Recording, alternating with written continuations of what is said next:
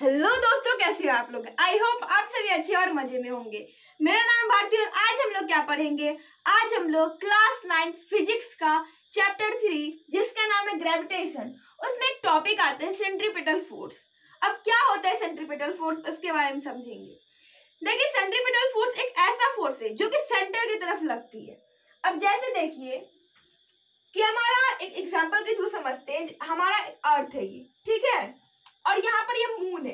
अब ये moon rotate कर रही है अर्थ के चारों तरफ। ये किसके वजह से रोटेट कर रही है, तो ये कर रही है सेंट्रीपिटल फोर्स के वजह से। अब ये देखिए, ये जो सेंट्रीपिटल फोर्स है ये किसकी तरफ लगती है, सेंटर की तरफ। ये अर्थ के पास एक फोर्स है सेंट्रीपिटल फोर्स, जिसके वजह से ये जो मून है वो इसके चारों डायरेक्शन में मूव करती है। अब इसे हम लोग एग्जाम्पल के थ्रू भी समझने की कोशिश करेंगे। अब जैसे देखिए, मैं एक इरेजर ली हूँ और इसे मैं एक रस्सी से बांध दी हूँ, ठीक है। अब देखिए, ये सपोज करते हैं ये मून है और हमारा हाथ जिसमें फंसी हुई है ये क्या है, ये अर्थ है। अब क्या करेगा, ये इसके चारों तरफ मूव करेगा, ठीक है। और ये जो फोर्स है वो कहाँ पर लगेगा, हमारे सेंटर पर लगेगी। जैसे ये देखो, ये ऐसे मूव कर रही है, ये चारों डायरेक्शन में मूव कर रही है, बट ये जो फोर्स लग रहा है वो किसकी तरफ लग रहा है, सेंटर की तरफ लग रहा है।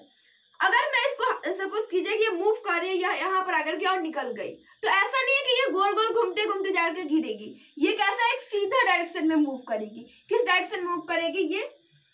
अब सपोज करो कि ये जो हमारे अर्थ पर जो ग्रेविटेशन है, हमारे अर्थ पर जो ग्रेविटेशन है, ये ग्रेविटेशन अगर खत्म हो जाएगा तो अर्थ पर जितना भी सामान है वो सारा, मतलब कि सब कुछ हम लोग भी जो है हम सब तो उड़ ही जाएंगे। बट उससे पहले क्या होगा, ये जो हमारा मून है ना, ये मून अगर यहाँ पर देखो, अगर यहाँ पर है तो ये इस डायरेक्शन में जाएगी। अगर ये मून यहाँ पर है तो इस डायरेक्शन में जाएगी, यहाँ पर है इस डायरेक्शन में, मतलब ये एक सीधा डायरेक्शन फॉलो करते हुए जाएगी। सपोज करो कि ये जो है ऐसे घूम रहा है, मैं ऐसे छोड़ दूंगी। वैसे तो मैं अभी छोड़ूंगी तो नहीं, बट अगर इसे छोड़ दूंगी तो ये कैसे होगा, एक सीधे डायरेक्शन में उड़ते हुए चला जाएगा। आप देखते होंगे कि एक शॉर्टपुट होता है जिसमें कि ऐसे शॉर्टपुट को ऐसे एक रस्सी से बांध दिया जाता है और फिर उसको नचा करके फेंका जाता है। तो जब उसको नचा करके ऐसे फेंकते हैं तो ऐसा नहीं कि वो गोल गोल घूमते जाता है, वो एकदम सीधे उड़ते हुए जाता है। ये किसके वजह से होती है, ये भी हमारा सेंट्रीपिटल फोर्स की वजह से होती है। Centripetal force ensure circular motion. ये कैसा मोशन होता है, सर्कुलर। आप जानते हैं कि ये क्या है, ये ऐसे गोल गोल घूमेगी तो ये क्या है, एक सर्कुलर मोशन है। Preventing the object from moving straight. अब ये जो कोई ऑब्जेक्ट है जो सेंट्रीपिटल फोर्स को छोड़ देगा तो वो कैसा मूव करेगा, वो स्ट्रेट मूव करेगा। और ऑब्जेक्ट के स्ट्रेट मूव करने से बचाने से वहां पर क्या अप्लाई होता है, वहां पर होता है सेंट्रीपिटल फोर्स। अब देखिए, ये सिर्फ अर्थ और मून के साथ नहीं है, हमारा सन और हमारे अर्थ के साथ भी है। हमारा अर्थ जो मून जो है वो भी जो सन है वो भी एक सेंट्रीपिटल फोर्स अप्लाई कर रहा है, किसके ऊपर, अर्थ के ऊपर। और इसके वजह से अर्थ जो है वो सन के चारों तरफ घूमता है। अदरवाइज ये अर्थ भी कहीं दूसरे डायरेक्शन में उड़ जाएगा, एक गैलेक्सी से दूसरे गैलेक्सी में भी चला जाएगा। इनफैक्ट इतना ही नहीं, यूनिवर्स में जितने भी प्लैनेट्स हैं, जो कुछ भी है, जितने भी स्टार्स हैं, वो सब किस पे बंधे हुए, वो सब है सेंट्रीपिटल फोर्स में बंधे हुए। अगर वैसा नहीं रहेगा तो समझो कि हर कुछ दिनों पर क्या होगा, एक दूसरे में सब टकराते रहेंगे। क्योंकि ये देखो, अब ये छोड़ देगा तो ये सीधे स्ट्रेट मूव करते चले जाएंगे। अब स्ट्रेट में कहीं पर कोई ऑब्जेक्ट आएगा वो उससे टकरा जाएगी। तो यहाँ पर किसके वजह से बंधी हुई होती है, सेंट्रीपिटल फोर्स की वजह से, ठीक है। The moon orbit is maintain by earth centripetal force. अब जैसे देखो, एग्जांपल मैं अभी बता ही चुकी हूँ कि ये जो मून है ये अर्थ के साथ बंधा हुआ है एक सेंट्रीपिटल फोर्स के साथ। वैसे और किसी दूसरे प्लेनेट की बात ही करें, जैसे कि नेपच्यून, वो भी सन के साथ बंधा हुआ है, किसकी वजह से, सेंट्रीपिटल फोर्स की वजह से। वेनस, वो भी हमारे सन के साथ जुड़ा हुआ है, किसकी वजह से, सेंट्रीपिटल फोर्स की वजह से। तो देखिए, क्लास 9 में सेंट्रीपिटल फोर्स के बारे में ज्यादा नहीं दिया गया, अगर 11th में जाएंगे तो वहां पर ये पढ़ने को मिलेगा।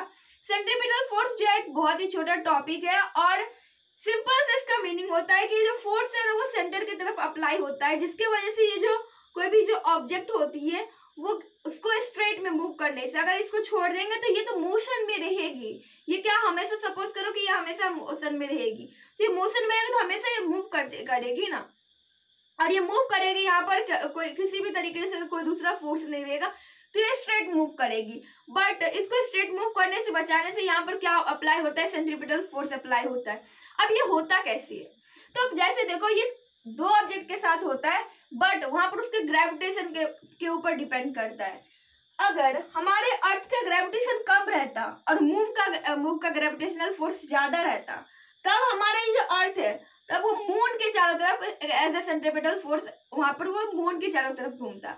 बट यहाँ पर क्या ऑपोजिट है, यहाँ पर अर्थ के चारों तरफ कौन घूम रहा है, मून घूम रहा है। क्यों, क्योंकि हमारे अर्थ के पास क्या है, ग्रेविटेशनल फोर्स ज्यादा है एज कम्पेयर टू मून, और इसीलिए ये जो क्या है, ये जो मून है वो अर्थ के चारों तरफ घूमता है। अब ऐसे ही आप देखेंगे तो सन है और हमारा अर्थ है।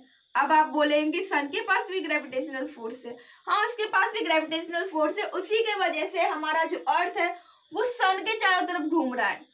अगर सपोज कीजिए कि सन जो है वो अर्थ से छोटा रहता, तब क्या होता, तब ये जो सन है ना वो अर्थ के चारों तरफ घूमता, या हमारे अर्थ से भी ऐसा कोई प्लेनेट जिसके पास ज्यादा ग्रेविटेशनल फोर्स है उसके चारों तरफ हर एक प्लेनेट घूमता। बट ऐसा नहीं है, सब सन की तरफ ही क्यों घूम रहा है, क्योंकि सन का gravitational force as compare to दूसरे प्लेनेट के कंपेयर में उसका ग्रेविटेशनल फोर्स ज्यादा है, इसीलिए सारा ऑब्जेक्ट किसके चारों तरफ घूम रही है, तो वो घूम रही है सन के चारों तरफ। This is because of gravitation. अगर ग्रेविटेशन जिसका ज्यादा रहेगा उसका क्या होगा, वहां पर उसके चारों तरफ सारे ऑब्जेक्ट घूमेंगे। और दूसरा ये जो मास होती है ऑब्जेक्ट का, जिस ऑब्जेक्ट का ज्यादा मास रहेगा उसके पास ग्रेविटेशन भी ज्यादा रहेगी। हम इससे पिछले वीडियो में हम लोग पढ़े थे कि हर एक ऑब्जेक्ट के पास एक ग्रेविटेशनल फोर्स है। अब एग्जाम्पल में ये जो रबर है इसके पास भी ग्रेविटेशनल फोर्स है, ये जो मार्कर है इसके पास भी ग्रेविटेशनल फोर्स है, बट ये इसके किसके ऊपर डिपेंड करता है, इसके मास के ऊपर डिपेंड करता है।